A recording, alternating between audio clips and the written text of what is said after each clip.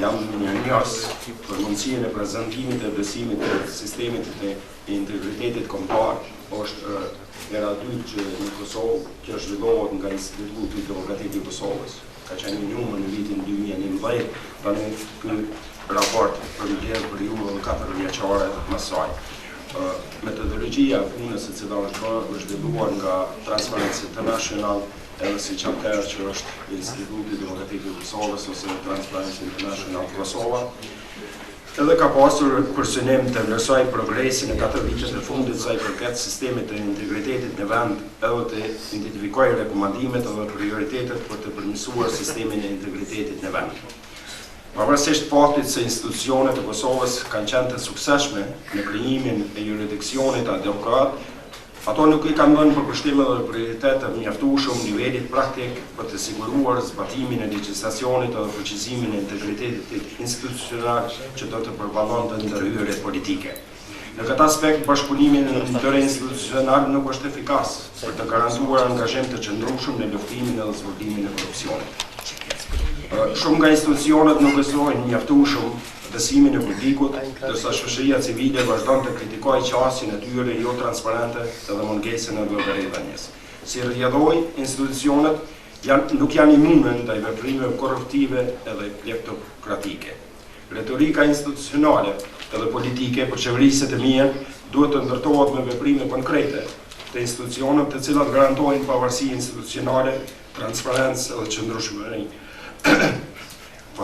Edhe qëndrueshmëri në adresimin e çështjeve me interes të përgjithshëm edhe ndihmojnë në arritjen e rezultateve më të mira në luftën kundër korrupsionit. Nëse qeveria vazhdon të mos i qaset në seriozitet trajtimit të korrupsionit, do ta minojë procesin e qëndrueshëm ose partneritetin e qëndrueshëm në bashkëpunim me BE-n.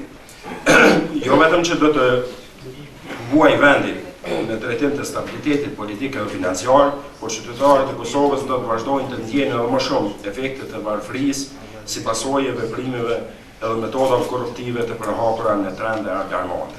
Prandaj unë me të vërtetë shpresoj se ky studim do të ndihmojë qeverinë që të gjenerojë vullnetin politik të nevojshëm për marrjen e masa konkrete për goditjen edhe për ndalimin e korrupsionit.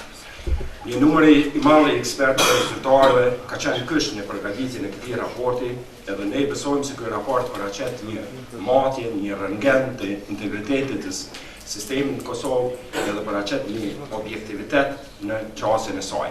Pas panelistëve me siguri se do të kemi një prezantim të gjetura kryesore, të cilat janë edhe në grafika, edhe do të shohim dhe do të diskutojmë ato tjera për debatin e hapur. Normalisht që raporti nuk do të kishte mund të qenë finale dhe i frutshëm pa kontributin e shumë aktorëve edhe nga shoqëria civile.